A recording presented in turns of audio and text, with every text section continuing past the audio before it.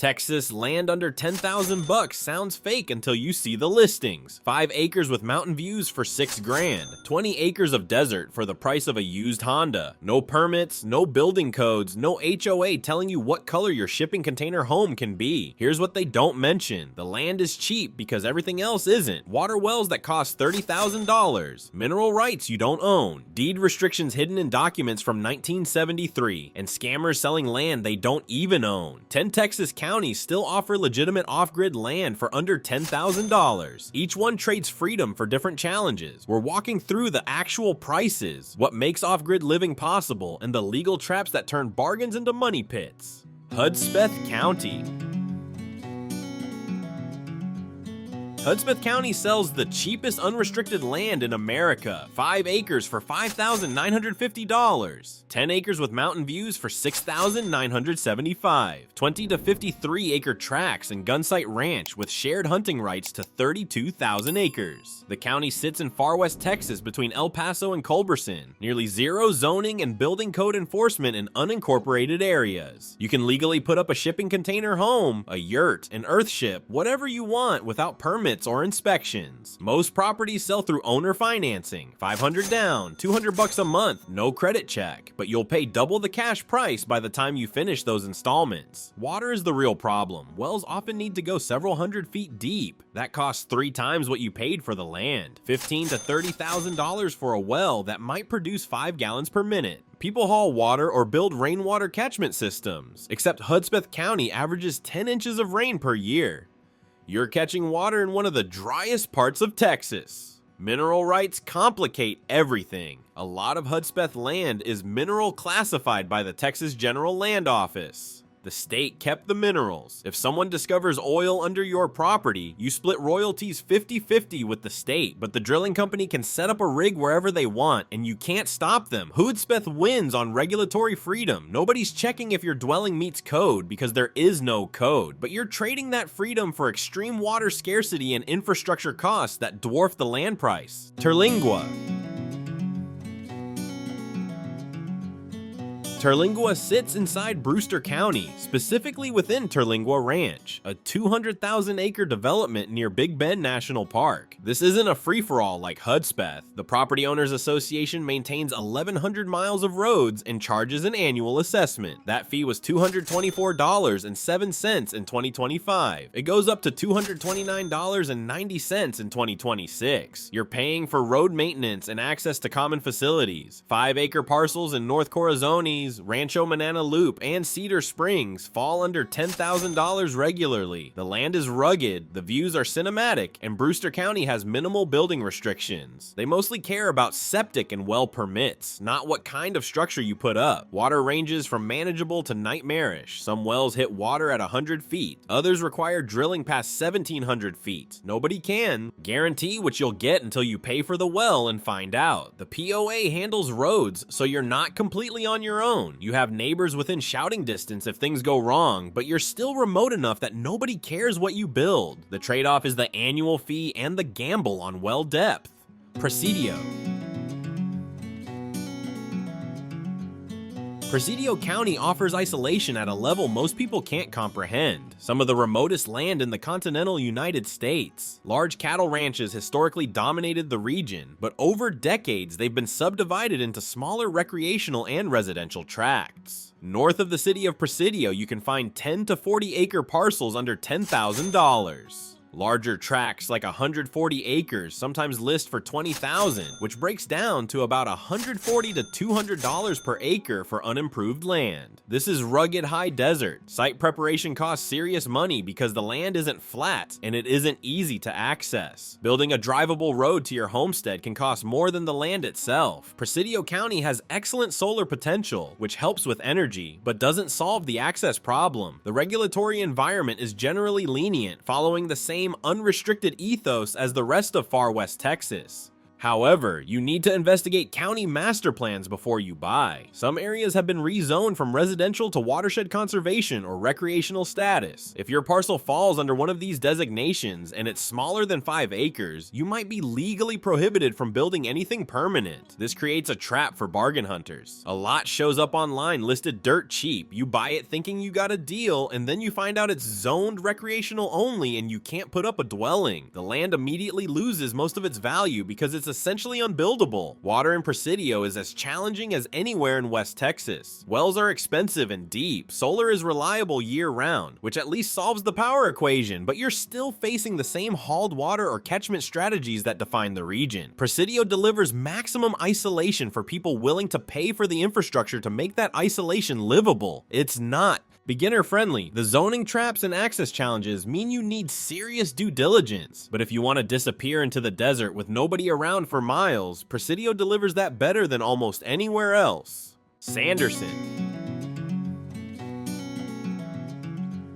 Sanderson sits in Terrell County, one of the most sparsely populated regions in Texas. The county ranks among the top for total rural acreage listed for sale at any given time.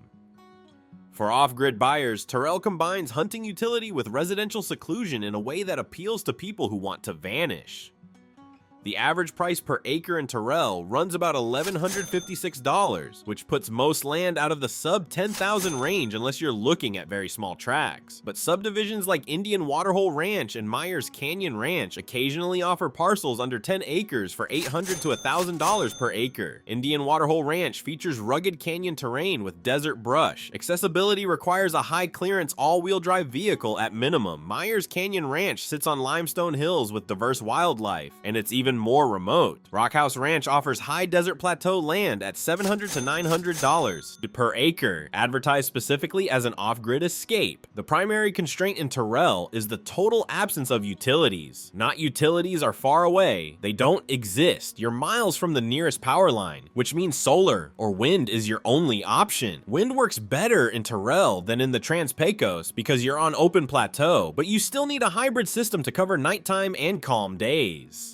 Waste management is another problem. Terrell County enforces state septic standards, but the soil is rocky and limestone heavy, which makes installation difficult and expensive. You might need to bring in engineered fill or use an above-ground system, both of which add cost. Mineral rights are frequently severed in Terrell County. The surface owner and the mineral owner are different entities, which means an oil or gas company can legally access your property for extraction even if you object. You own the land, but the mineral estate is dominant under Texas law, and there's nothing you can do to stop drilling if someone holds the mineral lease. The town of Sanderson itself has a population of under 700 people. There's a gas station, a small grocery store, and not much else. You're 2 hours from any real services, which means if something breaks or you need supplies, you're making a significant drive or ordering online and waiting. Terrell works for hunters or preppers who want total off-grid isolation and understand that isolation means handling everything yourself. No neighbors, no grid, no help if something breaks. You need to be self-sufficient in a way that goes beyond basic off-grid living, because out here, you're genuinely on your own. The land is affordable because almost nobody wants to live this remotely, and the people who do want it understand exactly what they're signing up for. Van Horn. Van Horn sits at the intersection of Culberson and Jeff Davis counties, two regions that contain 7 of the 8 highest mountain peaks in Texas. This is high-altitude off-grid territory with dramatic views and cooler temperatures than the low desert. Subdivisions like Southwest Sunsites and Green Valley Acres offer 5 to 20 acre parcels with views of multiple mountain ranges. Southwest Sunsites starts around $11,975 for 5 to 10 acres, which is slightly above the 10,000 threshold, but smaller 5-acre lots occasionally appear closer to 9,000. Green Valley Acres sits 18 miles from Van Horn with views of 4 mountain ranges. Guadalupe Estates borders Guadalupe Mountains National Park. Parcels there run 8 to 10 acres starting at $24,975, but smaller tracts pop up under $10,000 periodically depending on market conditions. The area provides some of the best mountain vistas in Texas, including views of El Capitan and Guadalupe Peak. What makes this region attractive is the combination of no zoning, no HOA, and high solar potential.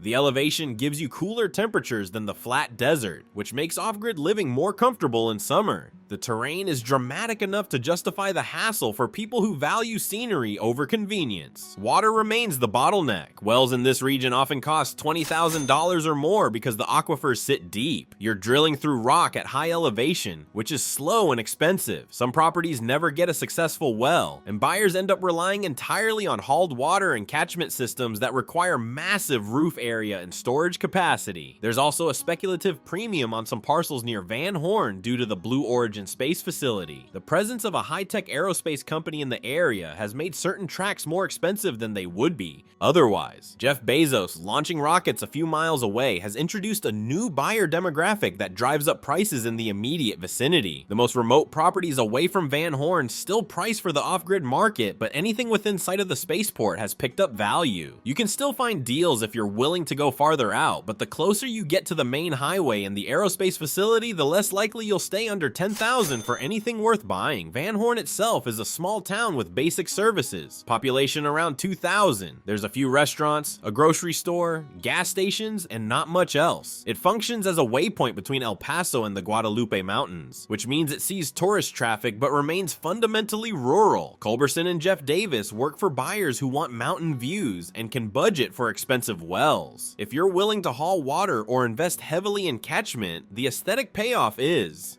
significant. The landscape here looks nothing like the rest of Texas. You get alpine desert, dramatic peaks, and night skies so dark you can see the Milky Way in detail. But if you're trying to stay strictly at $10,000 all in, these counties push the limits unless you find a rare small lot that fits the budget and you're prepared to handle water independently. Electra. Electra sits in Wichita County in the Texas Panhandle, and it represents a completely different type of low-cost land. Instead of 20-acre desert ranches, the sub-10,000 market here consists of small urban or fringe lots in town. Wichita County offers lots as small as 0.16 acres in Electra for $7,500. Wichita Falls has 0.2-acre lots around $10,000. Potter County near Amarillo lists 0.23 to 0.25 acre lots at $10,000. These are not off-grid properties in the true sense. They're inside or adjacent to town, which means they fall under municipal building codes. Those codes typically require connection to city water and sewer lines, which immediately kills the off-grid model. You can't legally live disconnected from utilities if the city mandates hookup. Electra has a population of about 2,700 people. It's a small oil and agriculture town that saw its peak decades ago and it has been shrinking ever since. The cheap lots exist because there's limited demand. People are leaving, not moving in, which creates a buyer's market for anyone willing to live in a remote panhandle town. For a real off-grid experience in the panhandle, you need to look at unincorporated land outside town limits where prices per acre average $1,890. That puts most parcels above $10,000 unless they're very small or oddly shaped. The advantage is that unincorporated land escapes municipal codes, but you're paying more per acre for the privilege. The panhandle does have one advantage: wind energy. The region has Class 4 wind status, which makes small-scale wind turbines viable as a supplement to solar. If you're building an off-grid system in the panhandle, you can rely on wind more than you can in other parts of Texas. The wind blows constantly, which means a properly sized turbine can generate power even on cloudy days when solar panels produce nothing. But the city lots marketed under $10,000 are not true off-grid opportunities. They're entry-level real estate for tiny home builders who want utilities nearby. If you buy one of these lots thinking you're escaping the grid, you'll find out during the permitting process that the city requires water and sewer connections. And at that point, you're no longer off-grid. You're just living in a small house on a small lot in a small town that's slowly dying. The marketing can be misleading because unrestricted land in the panhandle often means something different than it does in West Texas. In West Texas, unrestricted means no building codes at all. In the panhandle, it might just mean no HOA, but the city still enforces codes. You have to read the fine print and call the city building department before you assume you can do whatever you want. Electra works if you want proximity to services and don't mind municipal rules. It doesn't work if you're trying to live independently of infrastructure. The town itself is quiet, flat, and windy. If you like small town Texas and want a cheap lot to park a tiny home or RV, Electra delivers that. If you want true off-grid freedom, keep looking. Brookeland.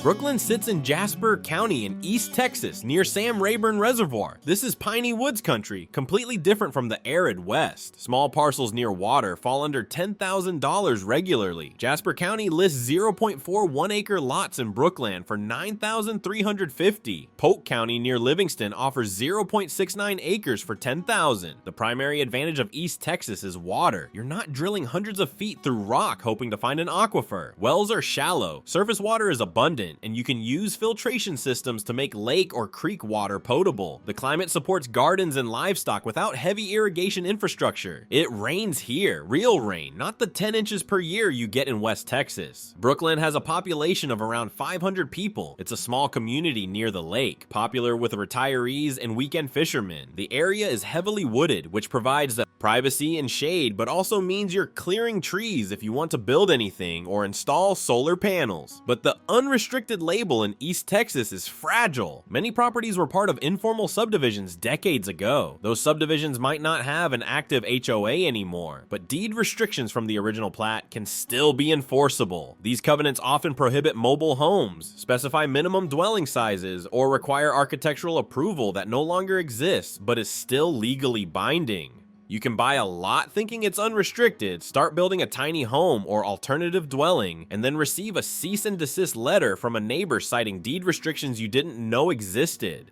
The county won't enforce those restrictions because they're private agreements, but other property owners in the subdivision can sue you to enforce them, and they often win. Septic permits are strictly enforced in East Texas because the county wants to protect local water. Tables. You can't just dig a hole and call it waste management. The permitting process requires soil tests, engineered designs, and inspections, which add cost and delay. Sandy soil drains well, which is good for septic, but clay soil requires more expensive systems. Humidity is the other challenge. East Texas gets real rainfall, which sounds great until you realize it also means rot and mold. Building materials that work fine in the desert fail in humid climates. If you're constructing alternative dwellings like cob or earthbag structures, you need lime-stabilized plasters and moisture barriers, or your walls will disintegrate within a few years. Wood rots faster here. Metal rusts. Anything organic grows mildew. You need treated lumber, proper ventilation, and designs that shed water quickly. The cost of building to withstand humidity adds to the overall budget in ways that desert builders don't face. Title issues are also more common in East Texas than in the West. Properties get passed down through generations without formal surveys, which leads to boundary disputes and confusion about who actually owns what. A cheap lot might come with a cloud on the title that costs thousands to resolve through a quiet title action.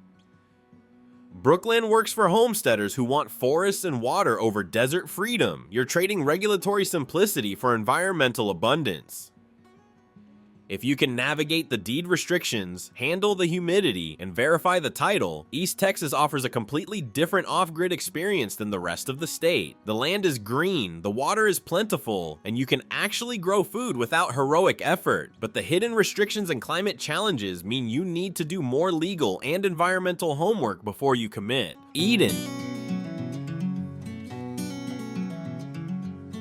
Eden sits in Concho County in central Texas, representing a middle ground between the desert and the forest. The land is traditionally used for grazing, and the off-grid potential often ties to hobby farming or retirement home bases for RV travelers. In Eden, lots measuring 105 feet by 139 feet, which works out to 0.31 acres, list for exactly $10,000 with financing terms of $500 down and $200 per month. These are small town lots, not rural acreage, but they're marketed to people looking for affordable land in a quiet area. Eden has a population of about 2,700 people. It's a ranching community with a downtown that consists of a few blocks of old buildings, a courthouse, and not much else. The economy runs on agriculture, and not much has changed in decades. People who live here either grew up here or moved here to escape somewhere else. Concho County's appeal is its suitability for small-scale agriculture. The climate supports livestock and gardens better than West Texas, but without the humidity problems of the East. Some properties properties come with existing wells, which solves the biggest infrastructure challenge immediately. If you find land with a functioning well already drilled, you've eliminated the single largest expense of going off-grid in Texas. The downside is competition. Central Texas is adding population rapidly. Texas gained 4 million residents between 2010 and 2020, and a lot of that growth concentrated in the central corridor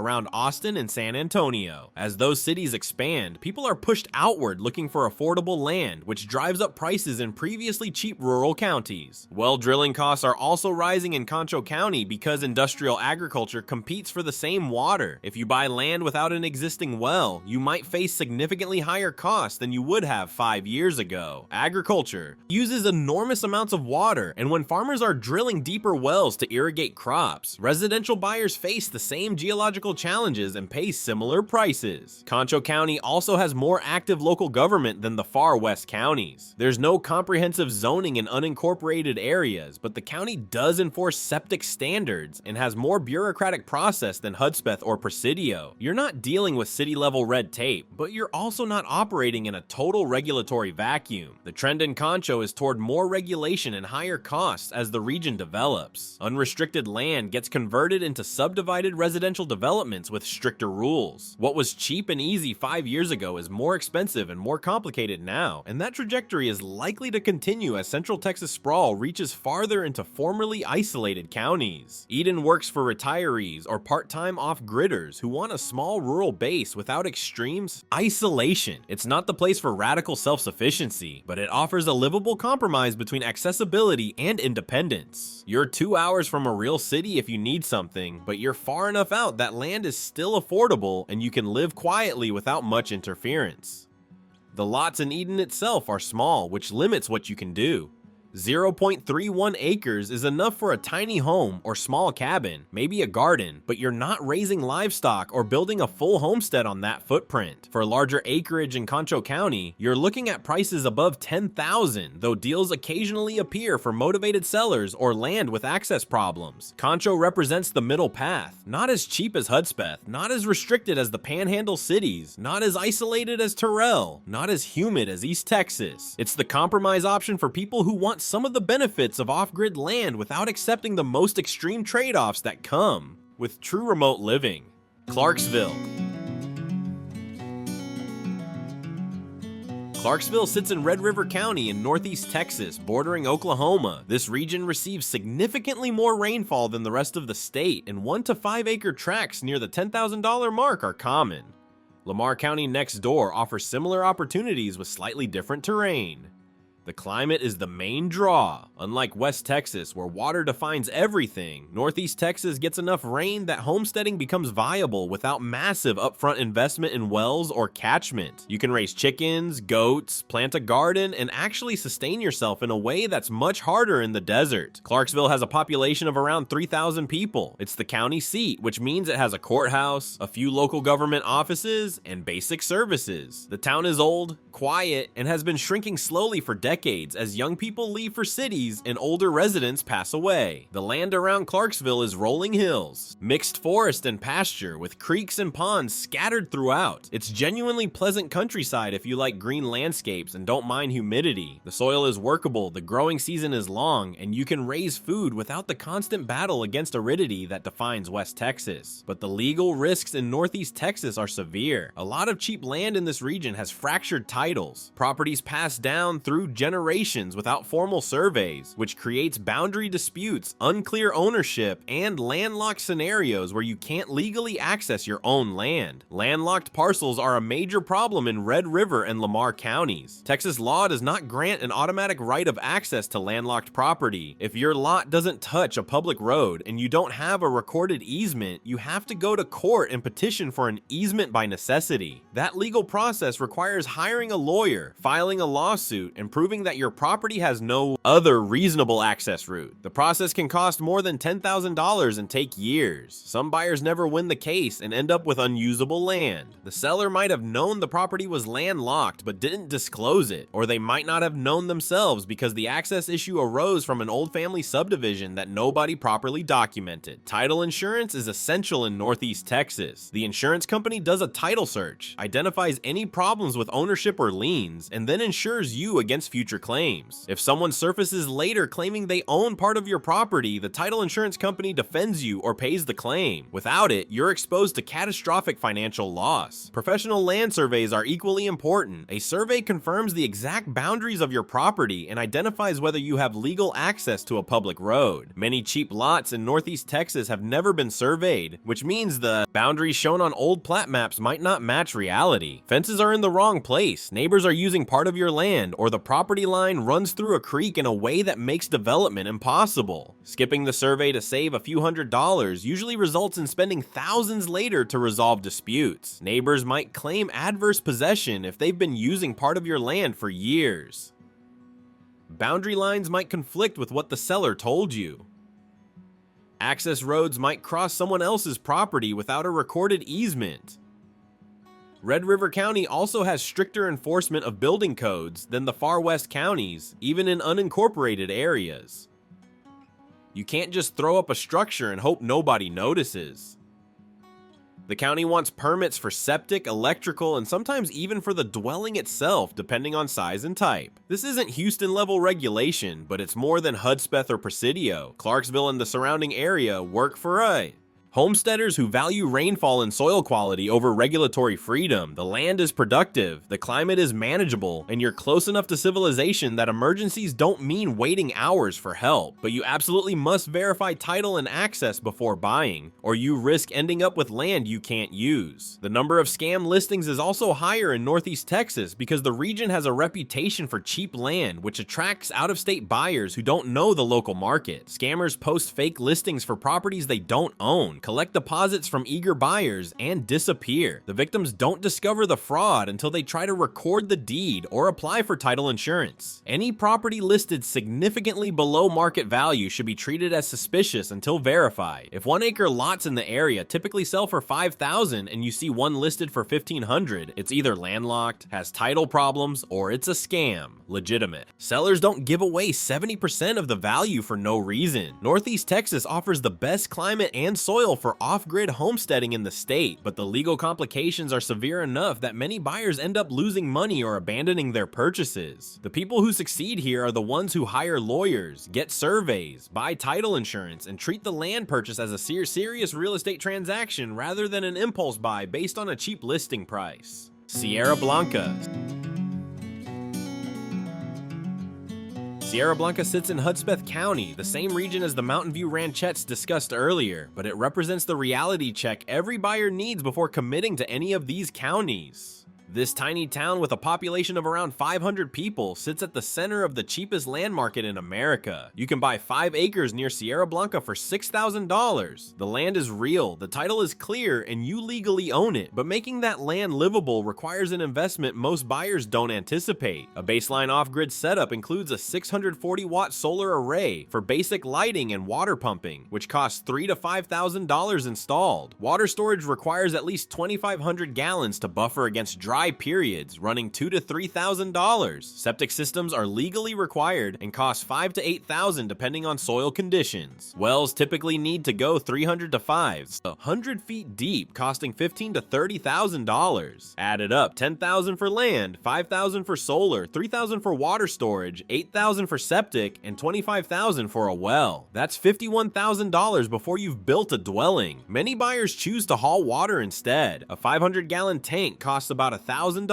You drive to the nearest municipal water station, fill it for a few dollars, and haul it back. This works if you're within reasonable driving distance and don't mind making the trip weekly. The legal risks mirror every other county. Landlocked parcels exist where you own land but have no legal access. Mineral rights are frequently severed, meaning someone else can legally drill for oil or gas on your property. Fraudulent listings appear regularly because scammers know cheap land attracts buyers who don't verify ownership. Title verification through a licensed title company is the only reliable defense.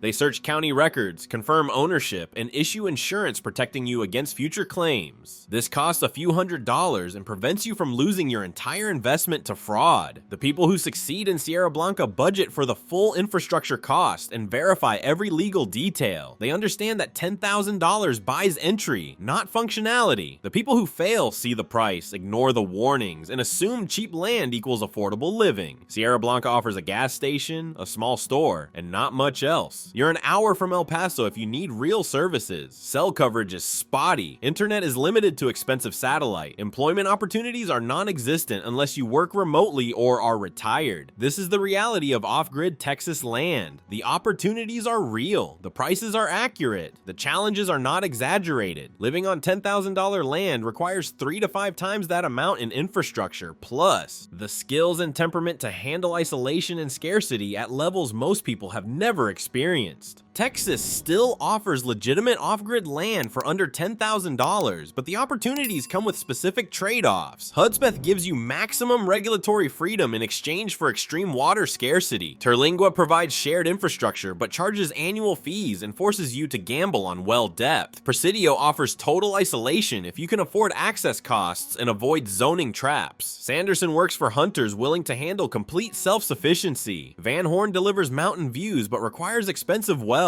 Electra markets small lots under 10,000, but city codes kill the off-grid model. Brookeland provides water and trees, but buries you in deed restrictions. Eden balances accessibility with independence, but faces rising costs. Clarksville supports homesteading if you verify title first. Sierra Blanca shows the full cost of turning cheap land into livable property. The counties are real. The prices are accurate. The challenges are not exaggerated. Buying land for $10,000 is possible. Living on it requires 3 to 5 times that amount and a willingness to accept whichever problems come with your chosen geography. The people who succeed budget for the full cost, verify every legal detail, and choose the county matching their tolerance for isolation, water scarcity, or regulatory complexity. The ones who fail see the price, ignore the warnings, and discover too late that cheap land costs more than they ever imagined.